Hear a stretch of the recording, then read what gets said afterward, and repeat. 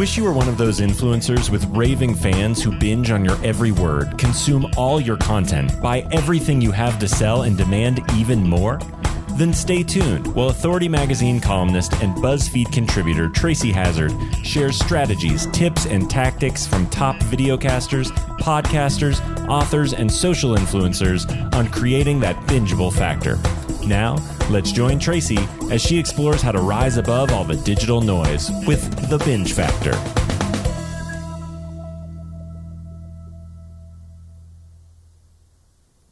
Hey everyone, welcome back to the Binge Factor. I'm Tracy Hazard, and I have Evelien Kong today and her show Reppin, like R-E-P, Reppin. It's so well produced. And it's no surprise she's a TV producer.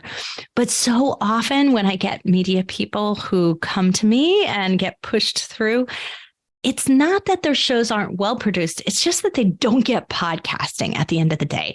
And what I can hear clearly from her show is that Evelien gets it deeply. And I'm so excited to have her on the show to really talk about what's the difference in this model and why so many don't get that sort of disconnect and that understanding that podcasting is a different media type than radio, than TV, than movies, right? It's just different. And so she's got her challenges and she's going to talk about them today. But I love that I can bring you this perspective today because it's been something that's intrigued me. And you know how I get really excited when I can interview someone who's helping me learn some more and getting me insights into a different part of the industry. And that's what Evelien's doing today. So Evelien Kong is a battle-tested veteran TV producer and director who recently created and hosts the heavy-hitting podcast Reppin. With more than 25 years of experience in Hollywood, she's produced award-winning documentaries like MTV, crafted digital content with Law & Order, SVU, and worked with heavyweights like Mick Jagger, Miley Cyrus, Jimmy Fallon, Kerry Washington, and J.J. Abrams, all the way to President Biden. Inspired by her experience from behind the scenes, Evelien created Reppin to share the raw, unfiltered conversations she has with your favorite stars with a mission to present representation in a way that goes beyond race, gender, and orientation. I have just been fascinated by the show. There's something so interesting about the way she interviews. There's something so wonderful about the way she pulls out conversations and the way things flow in the show. So you're definitely going to want to listen to the show. Plus, I'm going to point out as we do this interview, some areas that you're definitely going to want to check out that are very cool and interesting. So let's go straight to the interview with Evelien Kong, Reppin. Evelien, I am so excited to have a TV producer who's come to podcasting. And I heard you say on one of your episodes that was pretty recent, as you were kind of talking about your thoughts about how difficult it is to get people in your industry to understand podcasting, that's a challenge. Tell us a little bit about the difference between TV and podcast now that you've had, 70 something episodes under your belt as we're recording this? Yeah, first and foremost, Tracy, thank you so much for having me. And I'm so happy to hang out with another female boss and thrilled to be here. So thank you so much. Yeah, I've spent most of my career in television. And the difference between podcasting and television is not at all different and completely different at the same time. And if that makes any sense at all, bear with me.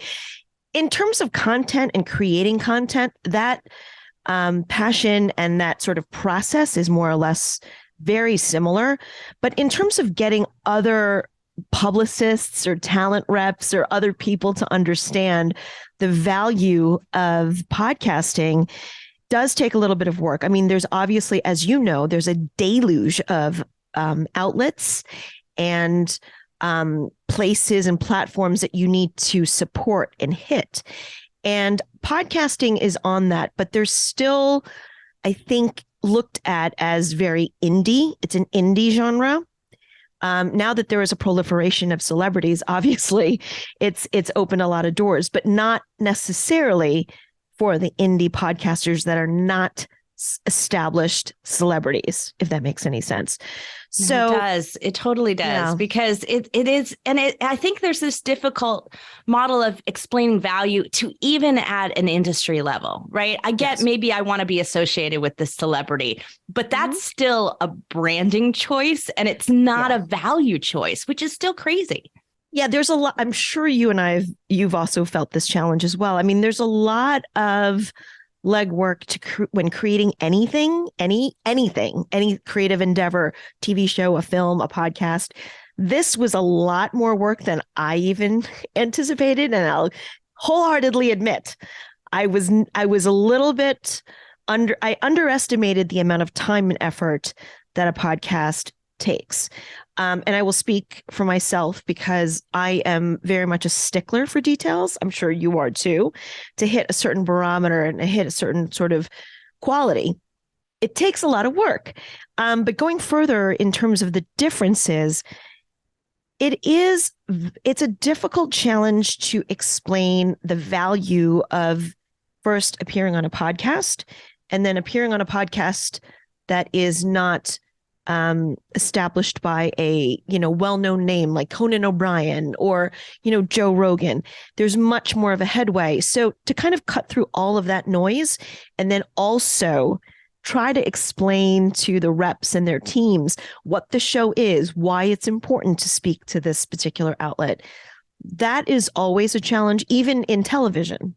Even in television, like with huge names and studios and networks that I've worked with, that is still something that is like the Tough Mudder of production. Oh, that's such a good way to put it. I love that you said that, because it's like a slog. Like, and you're like rolling around in the mud and you're like, oh my God, now it's this. Like, now what? Now you're going to ask me that. Yeah. Now I have to climb on this and then struggle through this and go under here. I mean, that's just what production is. But I think with podcasting, it is that and more, because you have to prove the value of not only your platform and the content, but you have to prove that in some ways, depending on what your show is. In my case, I do a lot of people from entertainment. I have to prove that I'm worth their caliber of talent to be able to duke it out for that sort of notoriety, so to speak. And that's not necessarily bad. On the good thing, though, I don't have to deal with hair, makeup, and hair and makeup, the glam team, which is great. When I work in television, that's a whole nother layer that I need to consider, because that does take time. And you want to be able to give everyone the time and the space they need to do their job. So it's so funny. So when I first started my first podcast, and that was now 8 years ago, I did it because we didn't want to do videos, so I didn't have to have my hair done. Like, it was because video wasn't casual back 8 years ago. It was still, YouTube videos were highly crafted. It wasn't live stream casual. So it was just a different model. And that's why we chose podcasting. It was simply I was like, I'm not having my hair done every time we need to record. It's just not happening. Exactly. And, it's funny that you mentioned this, because that was also one of the reasons that drew me to podcasting as well. Is I don't need to deal with hair, makeup, and all of the lighting and the backlight. I mean, it's just so much. I think it takes a lot more time than anyone thinks. But I do think, and this might not be a popular opinion, that the pandemic sort of equaled the playing field in many ways, because there was no other way to communicate. There was no other way to ingest and consume content. So this was what it was. And now this is sort of much more acceptable and palatable. But I still, like, my husband and, his head of ties with me, Tom Hazard, and he just yells at the TV. He cannot take it when these remote reporters don't even have a microphone. Like, you and I both know this microphone that we're using is not expensive. You could buy an $80 one. It's not expensive. Would you get a microphone and stop using your AirPods? It's like awful. And he yells at them. They are the enemy of all podcasters. Yes. Yes. Thank you. Thank you for saying that too. Yes. Well, let's talk a little bit about your production model, because, there's so much in podcasting that is completely done off the cuff, casual, no editing, all of that. Yours is edited. Yours is highly produced. And I think that you have a bigger burden than others because you're a producer, right? So like they look to that and the people who you're trying to ask on your show, and they have a higher expectation. You have a bigger burden than I do. It's absolutely there. So what do you do in that production process that maybe is similar to TV or different? First of all, God bless you for pointing that out, because so many of my friends were like, just put it on. It's fine. People are going to be fine with jump cuts. People are going to be. And I'm like, yeah, but I'm not going to be fine with that because my name's going on it. And you know what? At the end of the day, you're right. I can't put it out there because people know my track record and pattern. And I can't say I've been in television for, years and not put something out that looks halfway decent. And yes, to your point, the bane of my existence is bad audio too, because you can almost, and this is what I've learned in production, a bad picture is more forgiving. Especially on a mobile device, right? Yes.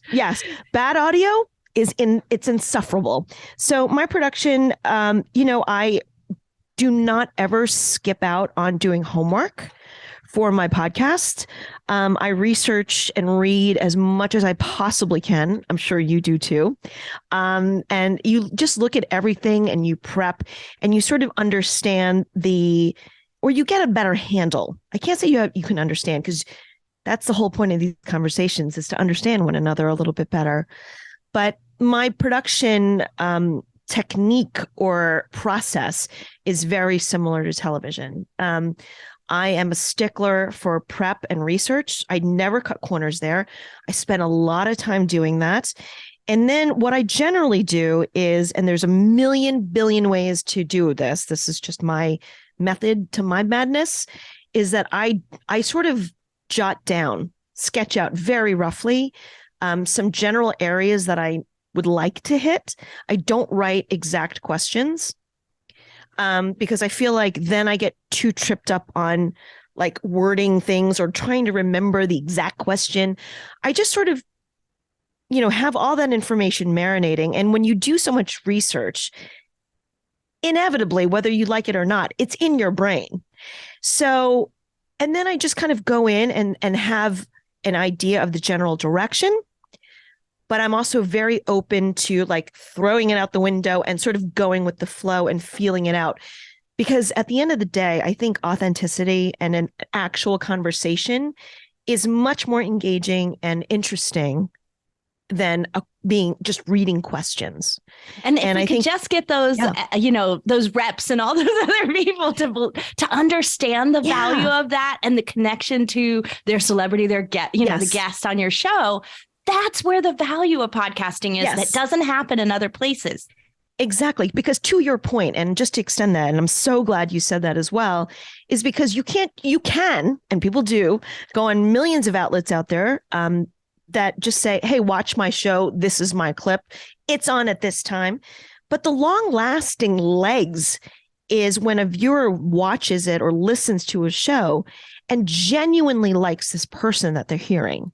They're invested in this person and understands them a little bit more, or you root for this person.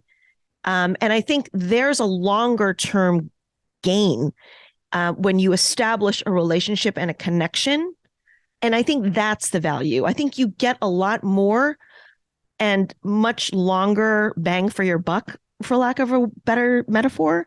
Because too much ends up on a cutting floor on TV. Yeah. But you know what? Like I feel like when you get to know someone and you like them, it goes a lot further than just somebody coming onto a show and saying, hey, I'm on this show and I'm doing this and it's really fun. And, it's going to be on this time. And you're like, all right, cool. That sounds interesting. That was the soundbite. We're done. Yeah, you're out. But I think when you have an opportunity to actually establish more of a rapport through the outlets that are available, and you're saying something more substantial and inspiring, it's much more lasting. So I think that's the real value in terms of podcasting, especially. And I love that I actually think television does not offer.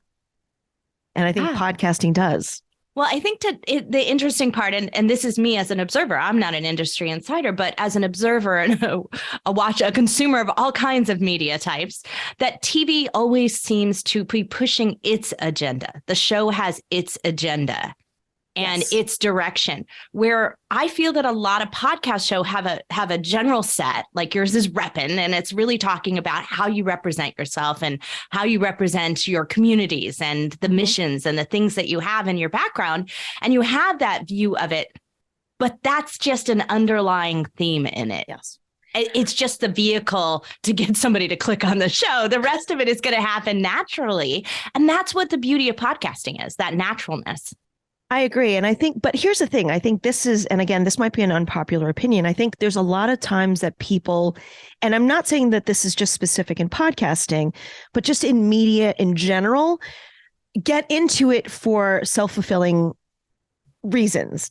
I think there are some podcasters, obviously like yourself, and hopefully I can include myself into this list, where it is just about genuinely having a connection and having a conversation. And yes, there's many podcasters out there that do it. There's many outlets that actually do it. But I think it's a lot to kind of weed out in this sort of oceans of shows and platforms out there. And I'm looping in podcasts with television, with, magazines, with all the stuff that's out there. Yes, a lot of outlets have their own agenda and they have their own marching orders to get. But I do think there are obviously some wonderful outlets out there that also allow the space to be able to actually have a connection. And I think those are the ones that are so amazing and well worth the effort to really find. Yes, but there are harder to find. And that's part of the problem, right? They're harder to find. Yes. Because too much of and I call it the iHeart model because they actually specifically say that they do this. And so it's like they're out there stating it. So I might as well actually call it that. But it's a pretty common thing. I mean, I was watching the Lucy and Desi documentary and some other things, and they did it too. It's like, you don't realize it's like, we have this advertiser and now we need a show for it. Like that's how it's built. And so when you do that and they have such an extreme, I mean, iHeart does have an extreme high failure rate on shows that don't make it past season 1 because it doesn't fit the model. So the advertiser says, that's not what I intended. Like, even though it might be a great show if it got to continue, it doesn't have that opportunity because it's got the burden of that advertising model. I really think the indie podcasters, those of us on that independent model, have the advantage because we don't have that burden. We can actually create a show that feels right for us and right for our audience. Amen, sister. All to all of that. Because here's the other thing that I love about podcasting that, after doing television for so many years, there's so many layers that I have to go through and notes upon notes, because each person has their opinion and some are better than others. But this is all just opinions, right? But with my podcast, it was sort of like succeed or fail. It's completely on me. So it's obviously far more nimble because there aren't that many layers. I'm sort of the creative control of it. And there's plus and minuses to that, like every other situation. But, going to your point also in terms of having specific outlets with very specific points, not to get political, but there are obviously news outlets that are imposing very specific points of view. And this is happening on both sides. Doesn't make a difference what side you are. It doesn't matter. And I think the cautionary tale here is for the audiences to really slow down and question the source and also look at the source's history and patterns. And also ask yourself, are they spoon feeding you something? Are they allowing you to make your own decisions and choices? What's happening there? So I think it is very challenging for you, for me to do it. It's very challenging for audiences to find the shows and do due diligence. Yeah. And it's a lot. It's a lot all the way around. But again, I'm grateful when I'm able to have conversations like this with you, who also is so aware of it and is having the open-ended platforms and genuine conversations. Well, I want to point out that one of the things that you say about your show is that it is unscripted. And I think that coming from the TV side, that's a clear distinction that needed to be made by you, because there are those TV producer shows that are very scripted, right? Very scripted. But I tell my audience this all the time, I can actually tell the difference. I can tell because I listen to so many podcasts. It's part of my job here, but I know when a show is scripted from the moment it starts. Okay. What are your dead giveaways, Tracy? My dead giveaways is the pace. So there are people who have great paced voices, Yes. But the pace of reading is so different than that. There's not an energy fluctuation over the time. And so actually the dead giveaway for me is I can speed it up and instantly know. Because when really you speed smart. it up, it has this level of like, there's none of the pauses in between. So you don't have what you would consider dramatic pause, right? So if you speed it up, you don't have any of that happening. And it's like consistent. And it doesn't modulate like you would expect emotional levels to happen. It just doesn't do it. And you instantly know, oh, it's a scripted show. And then I'll slow it down and really listen to it. And I'll go, gosh, you can tell she's reading it or he's reading it. And that's not a good thing. No, I agree. I really believe that that's a key to what's going on in your show that is so wonderful is you are going with it. You're going with your insider understanding the direction that you'd like it to take. And I'm so glad to hear you don't prep questions because I imagine on TV that happens a lot when you have a, celebrity who's doing the questioning and then someone who's doing, right? You expect that there's probably a producer behind that doing all the prep, but you can hear it. It comes across. They've got cue cards, right? Yes. And you don't do that. And I can tell. No, thank you for that. I mean, honestly, look, again, this is my method to my madness. There's a billion ways to do it. And a lot of people do it successfully. My way is not certainly the right way. It's just the way I'm comfortable with it. I will say this. I have been in enough situations where you can be super organized and super planned out. And I am very prepared. I don't walk into any shoot cold, not knowing the material or not knowing who I'm speaking with, or at least what they look like and sort of the content needs. But 95% of the time, it never goes as planned. Right. And you just sort of need to go, okay, that's done. I didn't expect them to say that. And now I got to go there. And then, or how to redirect it. I've had some interesting and colorful well-known personalities that I've worked with that are not always easy and or not very cooperative sometimes or just cranky pants, but either way, you just need to kind of be able to think on your feet. But if you know the material and you know your research, you just go back to it. You cannot go into something cold. And, there's a lot of times that I'll watch other shows or podcasts or interviews, and you can see the person doesn't even know the character's name and are like glancing off to remember their names.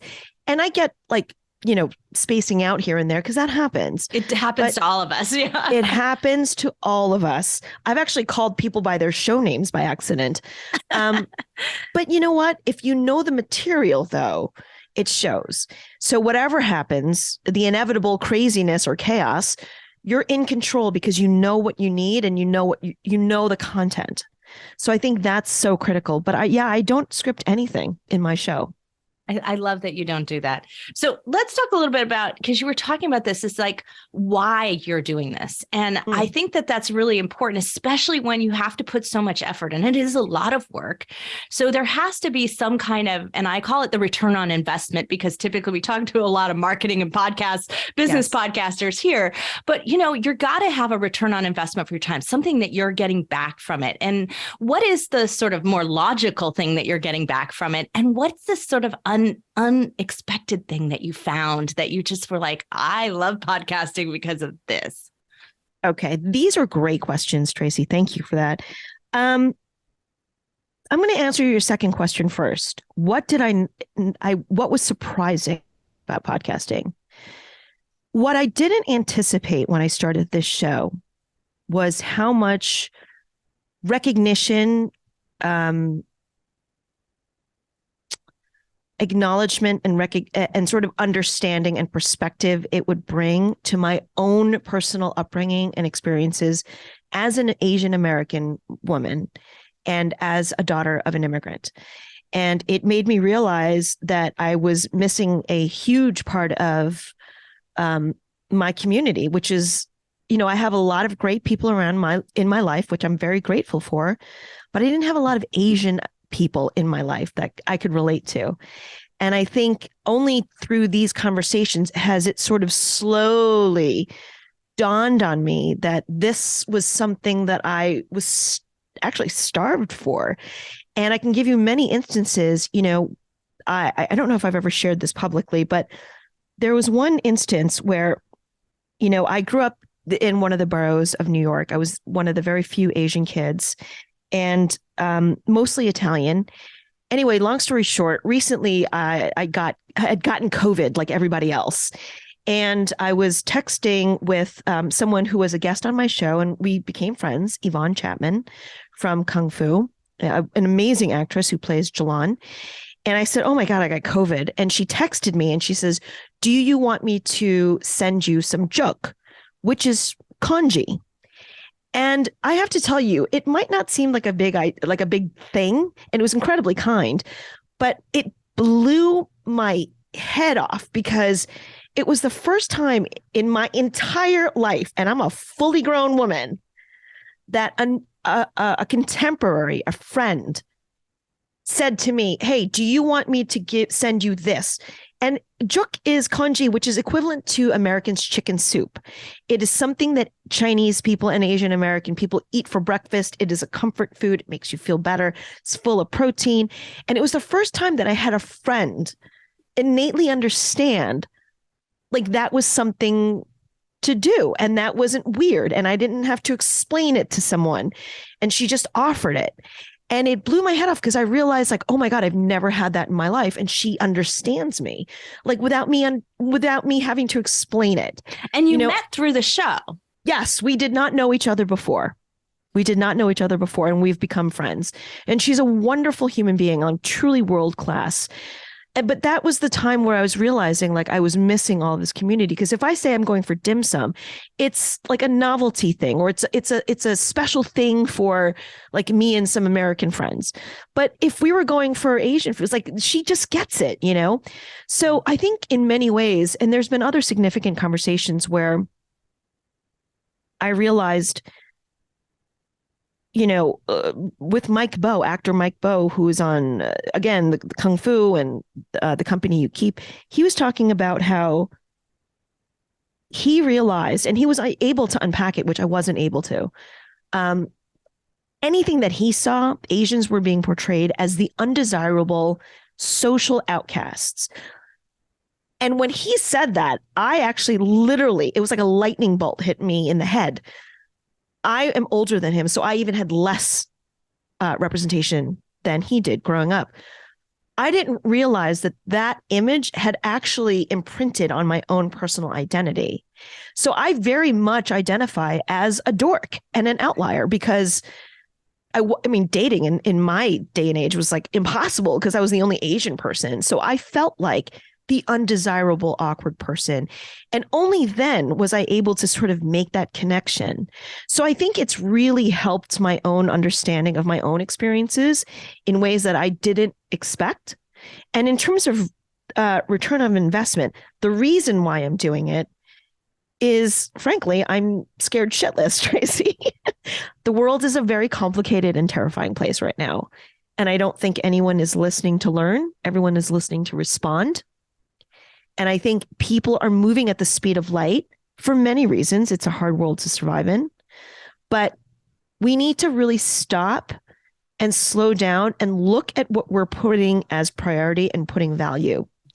And I think that you cannot go by things that you see on TikTok or on Instagram as fact.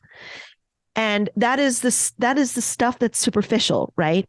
Much like skin color, much like race, much like orientation, all the way down to the celebrity, right? It's still superficial. You don't know these people. You think you do, but you don't. Right. So it's time to really look at one another and say, well, do you actually exemplify the values that you think you hold?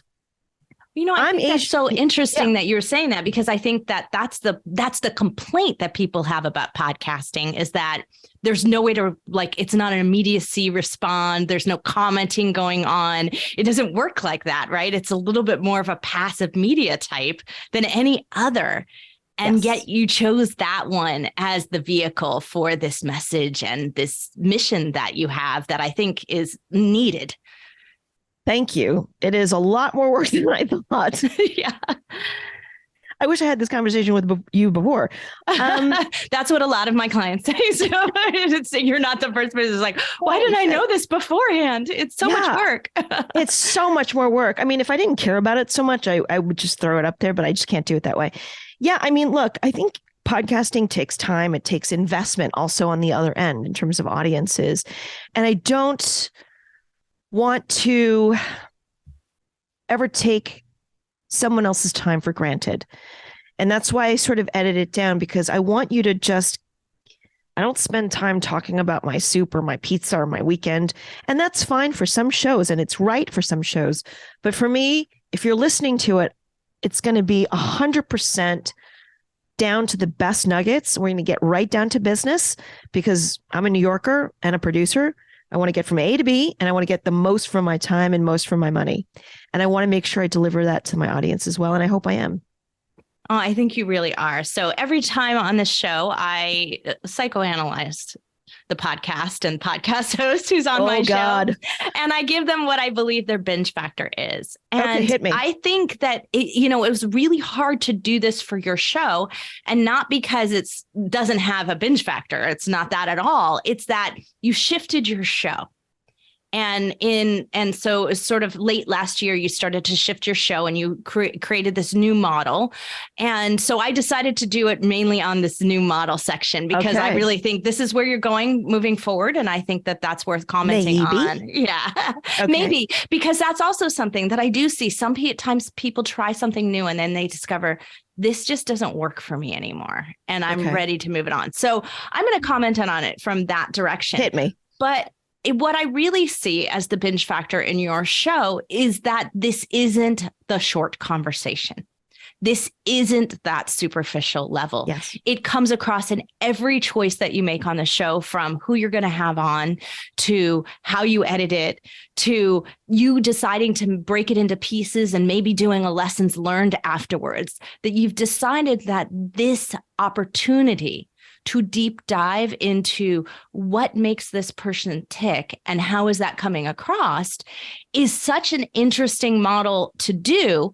However, when you choose to do it with celebrities or actors, that's an even harder choice to make, because how do you can be sure that they're not still acting for you, right? Yeah. And so it requires this time commitment that you've given it, this in-depth conversation, and then continuing that forward. And I think it's some really smart choices that you've made. But what I love even more, and what makes it bingeable, is the fact that when you do the lessons learned or you have a conversation with someone, you're actually tying your episodes together. You're creating a thread through them. Yes. That works. And so you just did this on the call, on our call here today, on our interview, where you're referencing Yvonne Chapman and Mike Bowe and the things that you've gathered and learned. And when you do that, it makes me listen to your entire show all the way through from beginning. And then once I binge on you, I'm your friend too. And I get to know you over time without you having to just give me all of you and tell me your story and spill that all and give me what you had for lunch, right? You don't have to do that, because I've grown to love you through the show. Yeah, I think I thank you for all of that. And it's funny that you mentioned that, because I'm going to be, and here's a little sneaky peeky, I'll be actually evolving that a little bit more. I think I'm going to be doing a lot more of the learned lessons, more through social media and YouTube. And because of many reasons. One, I'm happy to tell you, again, this is another little sort of sneak peek. I have enough episodes for the year banked. And the lineup that I have is just incredibly diverse, very powerful. I think I have some episodes that will be very tough. There's a couple of episodes coming up that's going to be very, very tough, but critically important. And I'll say this, I'll share this with you, and I haven't shared this with anybody else on any other show. I have a special 2-parter coming up, and it's going to be with Sarah Cruzan. And Sarah Cruzan made headlines because she was a child survivor of sex trafficking. Now, it is a devastating and painful story, but here's the thing. At the end of the day, when you just listen to the atrocities that she's had to suffer, you know what she's doing? She's advocating for others. There's a law in her name to protect children from abused homes, from facing life sentences. In short, when she was young, the world and society failed her literally at every turn. And in a world where she knew no kindness, no love, no security, and no help, she is providing all of those things for everyone else right now. And to me, even though it is a painful and devastating episode, and there is a disclaimer at the front, it is a story about remarkable persistence, heart, goodness, because I've met with Sarah many times, and she is a lovely, light, funny, articulate, sweet woman. And I don't know about you, but I get pissed off and cranky when I get stuck in traffic from road rage. So now it sort of puts things in perspective, and it reminds me personally what a person can do if they choose to, and what a person can live with and manage, because even the most difficult traumas, and we've all gone through difficult things in varying degrees and in our own ways. And I'm not going to say they don't leave us scarred and battered, but in multiple instances, people have shown me that you can move forward with them. And I think that's the takeaway. It's not to say that you're not forever changed. And it's not to say you're not like beaten up and sometimes you feel like shit. But you can still move forward positively, and you can still give back. And, all of the lessons that Sarah has shared is, again, not exclusive to someone who's gone through trafficking. It's about being able to pick yourself up and to keep going. And I think that's invaluable. That's what I think is so great about what you're talking about here, is that when you do your lessons learned, it's like this application to you. Yeah. And the audience is getting to know you in that process, but I'm also starting to see the path where I could apply that to me. So you're actually almost giving me a roadmap at the same time as a listener. And I think that's really important. So I applaud this idea of you putting that more on social, because there's not enough of that on social. There's these sound bites of like, hey, this is my hack. And this is, and I'm so inspired, but what? How? Why? How? It's all missing there. So I really do like the idea of it, because I do think that will lead to listeners who really say, okay, I hear that and I need that. I'm going to go listen and I'm going to get that.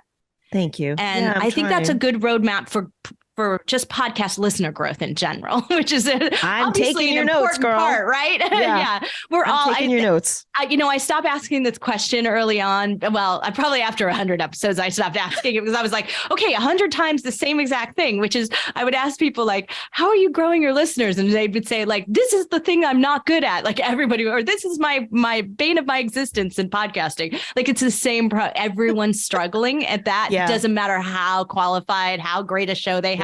They all feel like that's the struggle. So I was like, okay, I need to not ask the question that way anymore, because it's not worth it. But, this is what I do think is really the question that we do need to ask, is when things weren't working and it wasn't working and it required a shift for you, what was that signal? Because I don't think we listen to that often enough. It's such an issue. Honestly, I'm still, going through growing pains and evolution. And I think, after so many years in production, I know it doesn't, you don't ever hit that like cruising altitude necessarily. It might work in some genres, but I don't believe that it works in production. And I think sometimes when you hit that cruising altitude and you're just cruising, you kind of need to figure out like, then maybe that's the danger sign when you're starting to cruise. That's kind of like, it's like growing, right? As a person. I mean, if everything is just like this all the time, and like, it's like you're reading, right? Yeah. Your example of people who are scripting their podcasts or not so prepared, you can hear it. And it sort of goes this, and there's no sort of ebb and flow. And I think like everything else, everything's a heartbeat, right? Yeah. You either hear it's real and you feel it, or you don't. And so I don't know that again, I'm going to put this on my lessons learned on and sort of my own insights on some more social media now. So I'm going to be pivoting that a little bit. But if it doesn't work, then it might just, it might just go away. and I'll be very honest with you, and I have said this before, I am not comfortable being the host. I'm not comfortable being, in public. In fact, I have had numerous conversations with my friends and Marley, who's my amazing publicist, that I've spent most of my career avoiding the internet. There wasn't a photo of me. There wasn't anything of me. It was like nothing. Okay, now that explains the one thing that because I technically look at a show as well, because that's my, this is what we do. I have an audit process. It's kind of like this model of looking at the show, and the choice not to put your name as the host of the show now becomes evident. Like I was like, this is one of the questions I was going to ask you, maybe off air, but I'm like, no. Yeah, it was a choice. Obviously, it wasn't just, No, if you listen to any one of my episodes in the first season, that's 12 episodes. I never said my name. Yeah, I did notice that. And even still, you rarely say your last name. You just say your first name. Yeah. Well, I mean, look, the conversations are casual and they're intimate. So I'm not going to constantly just, and I want to keep it that way. I want to keep it kind of casual, and because that's what these conversations should be. They don't always have to be heavy-handed. But I'm not comfortable being in front at all, but I do understand it's a part of the job at this point. But after doing, so many decades in television where I am behind the scenes, that's an area I'm very comfortable in. And I did not start this show to be in front or to be talent. I'm actually quite uncomfortable speaking about myself, and I think I'm kind of boring too. So, that this show is really about spotlighting people you think you know and what we can learn from them, and sort of trying to provoke thought and for people to look at where we each can learn more and really examine or reflect on where we put value and our priorities. Yeah. So, I don't know why anybody would want to listen to me. And again, I'm quite private, and I'm actually quite shy. So this is a very new thing for me. Yeah. I think though that I think this is the part that maybe coming from the media background didn't prepare you in quite this way, that a host doesn't have to be a host in our traditional mindset in media. And I think that you embody that really well. And I think of this as the same thing. My job isn't to be a hostess, like it's not that sort of like, oh, I'm here to make you look good. No, I'm here to experience the story with you. Yeah. And just guide. And that's how it's so like, I really think that the host is like the wrong name for it. Oh my God. I don't know. We need a new name, like podcast guide or something. I don't know. It just needs a new name, a Sherpa, like who knows what. Oh, I can go with that. Exactly. Yeah. I think that would fit you. And so especially, like it just doesn't really fit the model of the way a lot of podcasts run. Yours, especially, I know the way that mine runs. It just doesn't fit that.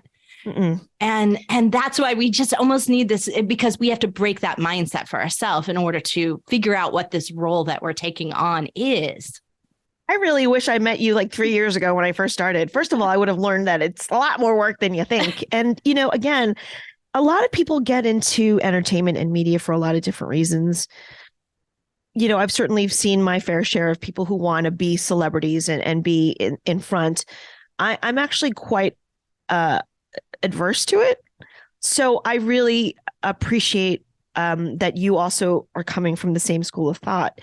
And I'm just really down to kind of learn and hear some stories and hopefully remind people of the amount of good people that are still out there, really exemplifying the values and showing up and fighting for it, and sort of really making the changes that we all can make and should make. Yeah, I'm so glad you said that. And really, I think that that's really the value of what you're bringing in this show, is just showing, hey, I'd like to tackle media from a different perspective. I'd like to tackle conversations from a different perspective. And choosing an interview show is, as you put it, it's harder than people think. An interview show is actually, it's got its own challenges, and it's not just scheduling, although I imagine scheduling for me is a whole lot easier because, half the people I interview are like dying to get their podcast publicity out there. So they'll show up at whatever time I tell them. It's not as hard for me as it is for you, but that's a challenge. The deciding how to get a conversation out of them that's different from what you hear on talk shows. That's a challenge. So you've kind of built up this challenge for yourself, and you've tackled it with such great, I want to say gusto, like that. And that's a very Italian thing. As you said, you grew up near the Italian community, but it's like gusto. It's like, as my dad would say, sass, like it's, that's what you have in the way that you're tackling this show. And I think it's making the interview guest rise to it and showing them something new, right? Showing them a new way that they can be out in the world. I really appreciate that. That's what my hope is. I hope I'm getting that across. I don't know, because oftentimes, as you know, you're just sort of sitting in your area doing this show, and you're just sort of, eyeball deep in trying to get things right. And, to your point, scheduling brunch with friends is tough. So scheduling a podcast, yours even, it's tough. I mean, even this one we needed to reschedule because we're all so busy, and you've got a family. I don't even know how you're doing that. God bless you. And, I'm on shoots, so my production is fluid. So it is a little bit crazy. I think the biggest challenge, and there are many challenges that any production faces, certainly as an independent podcast, is that I am duking it out with The Tonight Show, Good Morning America, huge radio stations and all of these. And here I come, this like little thing. And even though I have been in entertainment, it doesn't give me that much of a leg up. I just sort of understand how the industry works a little bit, but it doesn't give me like, I can just pick up the phone and call them. It takes quite a bit of convincing and pitching. And, I get a lot of no's. But I also get yeses. And I think it's an interesting dynamic. And I've had, thankfully, very thankfully, a lot of guests say they've never done an interview like this before. And this is the reason why, is because everybody is put in their own respective boxes. And until we see each other beyond the labels that we are all straddled with, doesn't make a difference what color you are, doesn't make a difference what gender or what job you have. We're not going to get that far if we don't actually stop and listen to one another and see one another based on our character. That's the bottom line. So if I'm talking to Mary Beth Evans from Days of Our Lives, she's an 8-time Emmy winner. I had a great conversation with her, but like I grew up watching her and like fangirling. I mean, I was a huge Days of Our Lives Steve and Kayla fan, but it was a time to kind of be able to talk to Mary Beth beyond Days of Our Lives, beyond her, immensely iconic character, Kayla Brady, Johnson, whatever, Devereaux Johnson. But however many marriages in there, however many marriages and deaths she's gone through, it was time to really understand like who she was as Mary Beth and how she sort of lives her life. And it's amazing to see that she is a woman that continues, despite her iconic status in daytime and her enormous success, she gives back constantly, gives back to foster families, gives back to many organizations she believes in, and she's always made time for that. And I think that's important to see because the sense of community, I think, is also lost. Everyone's kind of out for themselves. And it's like, wouldn't we just be happier and more fun if we just helped each other out and doing this together? I sort of don't understand that. So I just want to have that opportunity to see one another beyond sort of the labels that we're all put in constantly.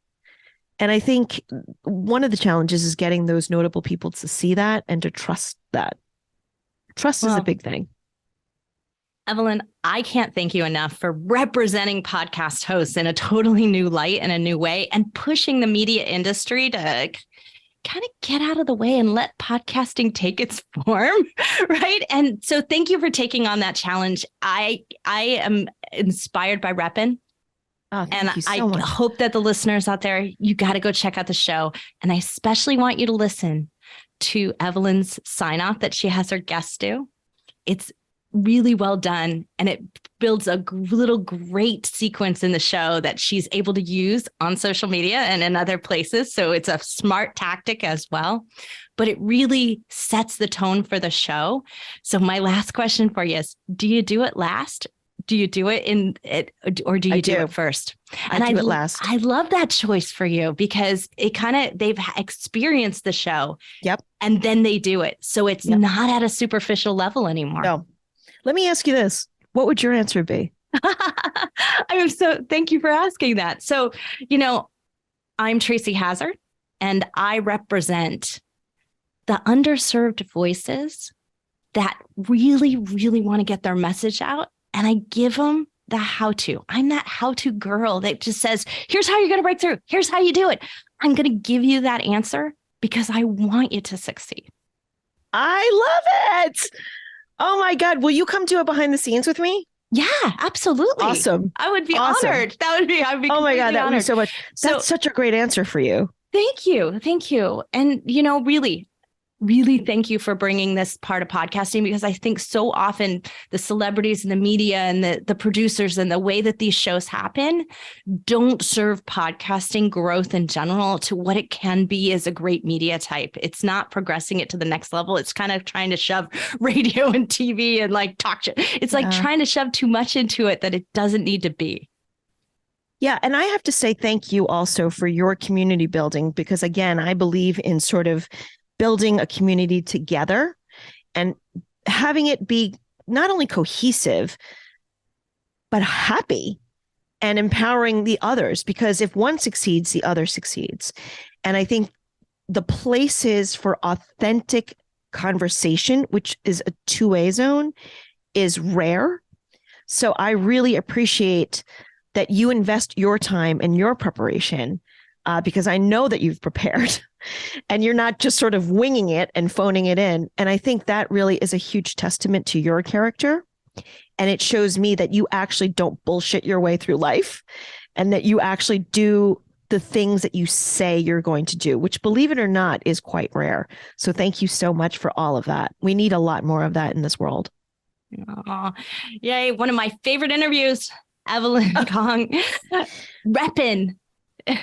Thank you. We need to go for drinks, adult beverages. When I asked her why she's doing the show, what was in it for her? What was that return on investment? And this is the thing that I think so often happens. It's like the return on investment you expect. So what you expect to get out of it for your business, for your, mission, for whatever that might be, is one thing.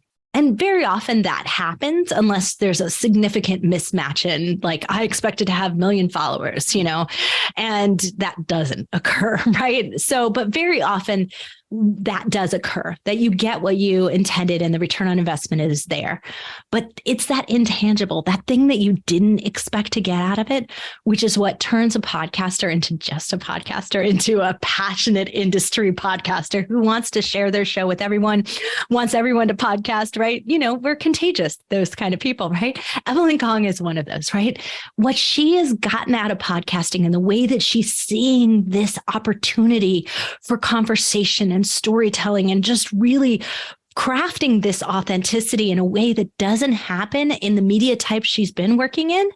That's her brilliance. That's what she's bringing here, is that view of what that industry could do if they got podcasting.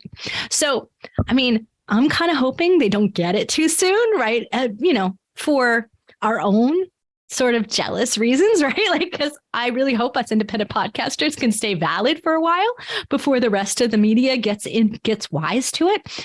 But I am also really grateful to someone like Evelien, who's bringing this professionalism, this opportunity view, and seeing creatively what she can do with it. Because that's going to rise the boat for all of us, right? It's going to show us the opportunity of what podcasting could really become. This place for this opportunity to share stories, be yourself, to get deeper than the characters you play, or get deeper than the surface of your business, right? Going deep, that is really a theme of what she was talking about. And everything that she does and how she produces her show is meant to do more of that, right? She's editing, but she's not editing to get sound bites. She's not editing to craft this conversation. She's editing to move the story along, to move the conversation along, to keep the audience engaged, right? To get the point across. She's not editing for that other sort of more artificial model that gets imposed on podcasting a lot of times when we see professional producers step into the industry. So she's really just doing it in such a different way. And I value that. And then, as I mentioned on the show, this is the great part about the show. This is my personal intangible. My return on investment is I learn so much from so many amazing, diverse people where I can just get perspectives on things that hadn't occurred to me. And that input gets translated into how can I make better services? How can I help my podcasters? How can I help the industry move along? And what can I do with that? And that input is so valuable to me that I can't stop doing my show. And it's so interesting because Evelien was like, you could do this if you could do that. And she's got these amazing, great ideas. I have this feeling we might be doing some more things together, and absolutely looking forward to being friends with her.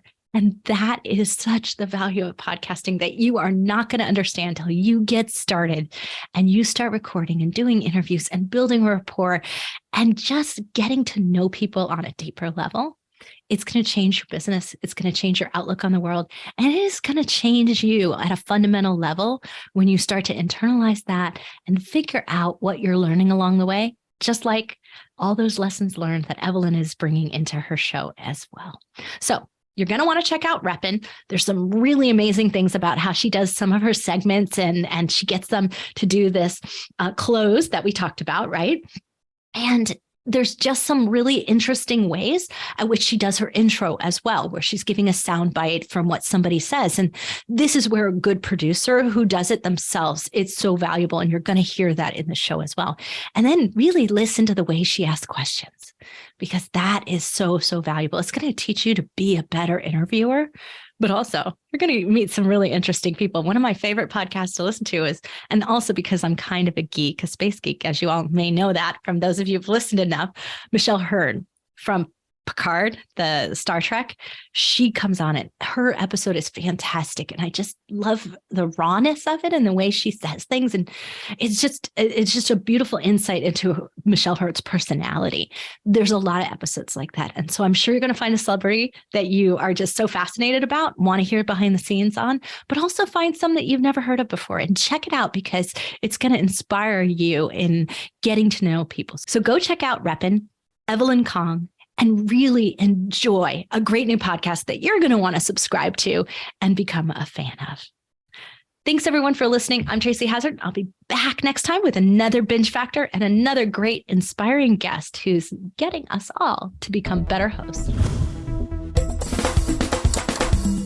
You've been listening to the Binge Factor podcast. For more information on podcasting and videocasting success tips and tactics, please go to thebingefactor.com. And be sure to listen to our other show for podcasters called Feed Your Brand. If you'd like to be interviewed on this show, as well as featured in Tracy's column, please go to thebingefactor.com/guest and apply.